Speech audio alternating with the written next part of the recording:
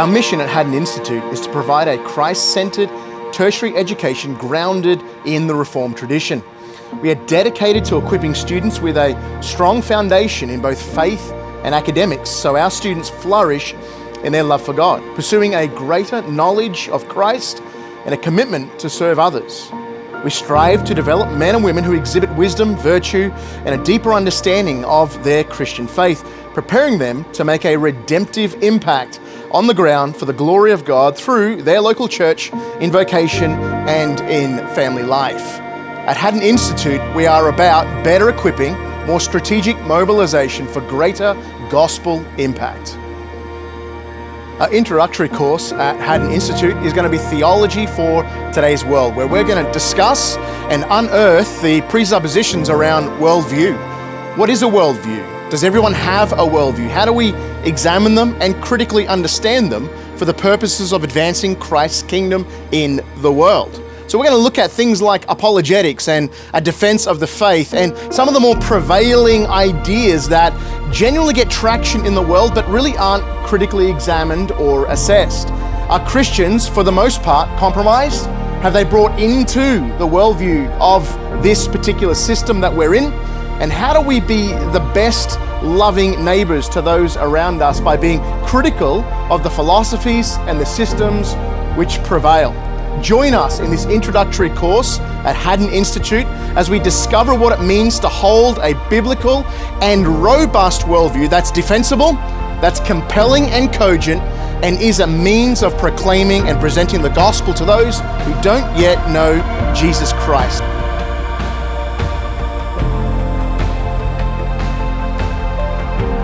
In our second lecture in this introductory course, we're going to take a look at where do we find ourselves? Not so much where is our place in the world, but more broadly, what is this world that we find that we are inhabiting?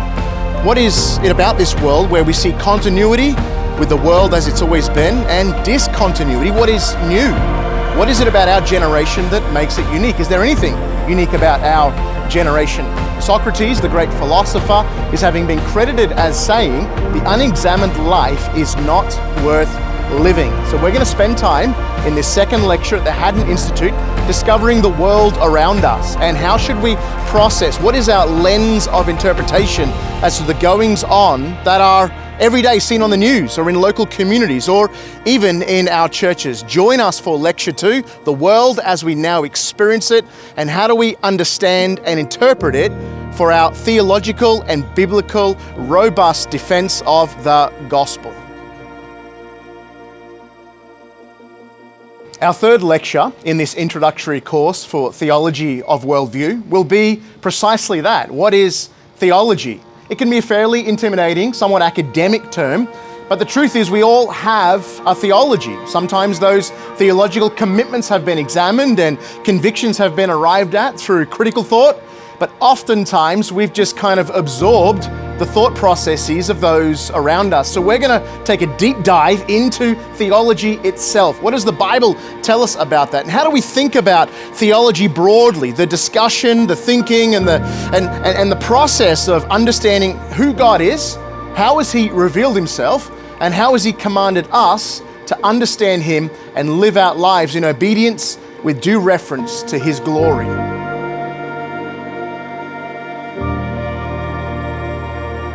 In Lecture 4 of this course, we're going to speak to how do we do theology well. Earlier in the course, we looked at what theology is more broadly, but now we're going to discover tools and processes for helping our theology to be more biblical and more applicable. So there are two categories to this. There's the robustness of our theology. How do we ensure that we're thinking God's thoughts after Him and we are conveying God's revelation in a clear way? But secondly is relevance. How do we understand and think about our theology as it touches down upon our very lives, the way we function in society, with our families, in our vocation, in our local church? We need to have these strategies for going to the Word of God, interpreting the Word of God fairly and faithfully, and coming away with an understanding that God would approve of, God would agree with. This is about how do we do theology well in our course, Theology for Worldview. In our 5th lecture in this introductory course, we're going to discuss and do a deep dive into the question of, is there a priority and an order to our theological convictions? Very common for Christians to have a favorite truth about God, a favorite verse from the Bible, even a favorite idea that they really embrace for devotional value.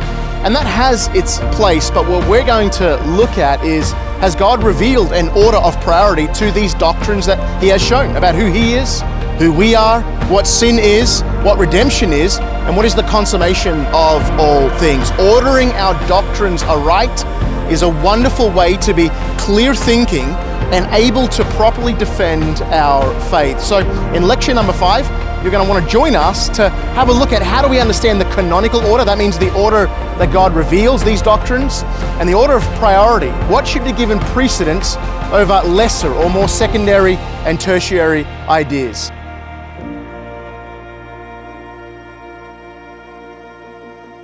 In our final lecture in this introductory course at Haddon Institute, we're going to spend time in review all of the content that we've previously gone over. We're also going to preview future courses and different topics and subjects that we're going to discover together. We're also going to spend time in Q&A. Whatever those niggly questions may be that arise during the course, you're going to have a chance to express them and to discover the answers together as a cohort in this particular class. So join us at Haddon Institute in our final lecture as we review all of the wonderful content we've studied together, and we discover what is ahead in this wonderful course material that is yet to come.